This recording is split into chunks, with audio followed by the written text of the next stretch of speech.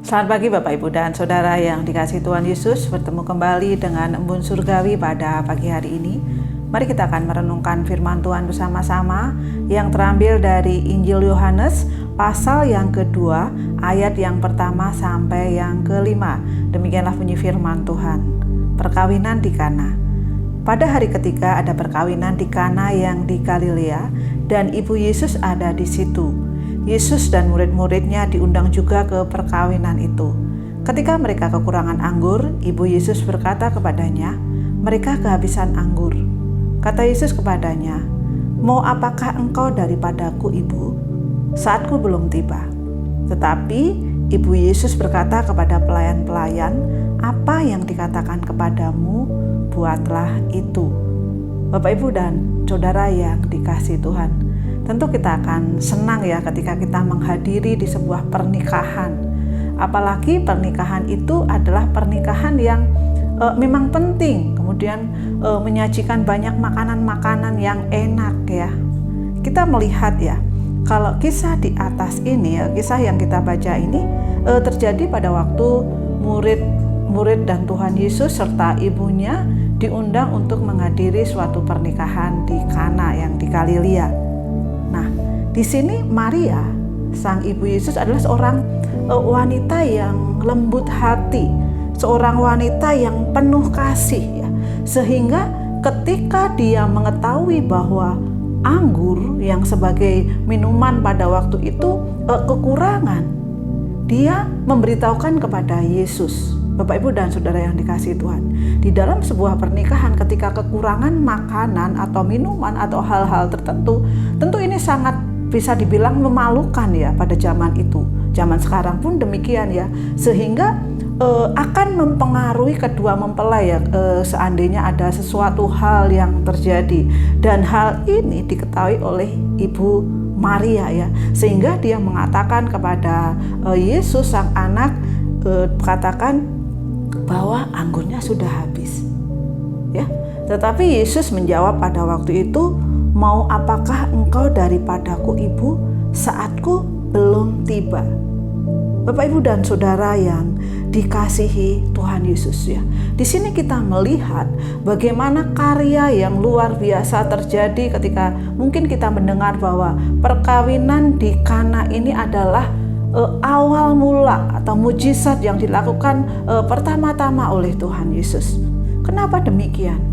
Ya, kita melihat bahwa bagaimana Maria itu mempunyai kasih yang luar biasa ya, kasih yang menginginkan tidak ada malu ya antara mempelai itu ya karena kekurangan anggur. Karena mungkin kalau di dalam suatu pernikahan ada kekurangan dan malunya itu mungkin seumur hidup ya, bahkan ada kemungkinan mempengaruhi hubungan pernikahan mereka. Dan ketika Maria melihat ini, dia menyatakan kasihnya dengan lembut hati, dan Tuhan Yesus juga menyatakan kasihnya yang luar biasa. Kasihnya yang dinyatakan oleh Tuhan Yesus, dia mengubah waktu.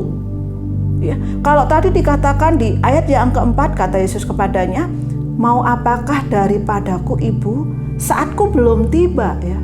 Tetapi karena kasihnya Tuhan Yesus kepada mempelai ini, kasihnya Tuhan Yesus kepada orang-orang di sekitarnya dia mengubah waktu.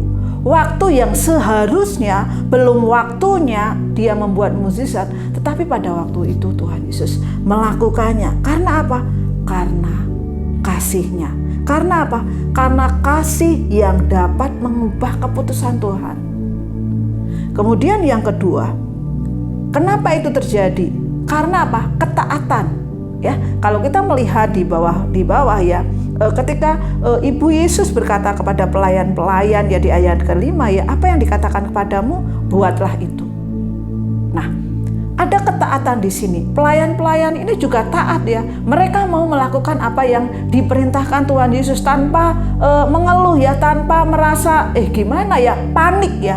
Mungkin mereka terjadi kepanikan ya ketika anggur yang seharusnya menjadi mungkin minuman yang memang ditunggu-tunggu di dalam pernikahan itu mau habis ya. Mereka nggak panik ya. Mereka mau melakukan apa yang diperintahkan oleh Tuhan Yesus.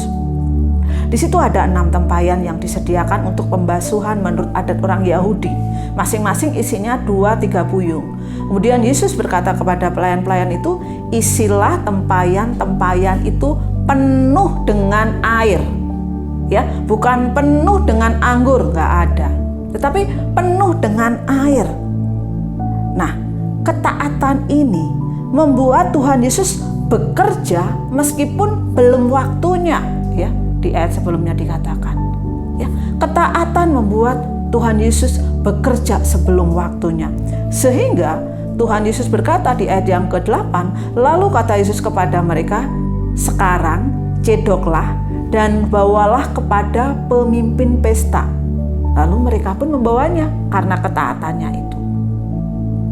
Dan setelah pemimpin pesta itu mengecap air yang telah menjadi anggur itu, ia tidak tahu dari mana datangnya, ya, tetapi pelayan-pelayan yang menyedok air itu tahu, ya. Ia memanggil mempelai laki-laki dan berkata, setiap orang menghidangkan anggur yang baik dahulu dan sesudah orang puas minum, barulah yang kurang baik.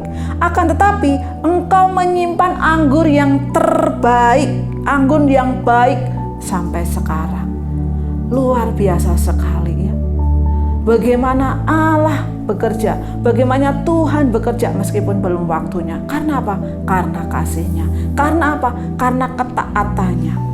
Dan ketika kita melihat di ayat yang pertama, ketika hari ketiga ada perkawinan di Kana, ya, di situ Yesus dan murid-muridnya apa? Diundang.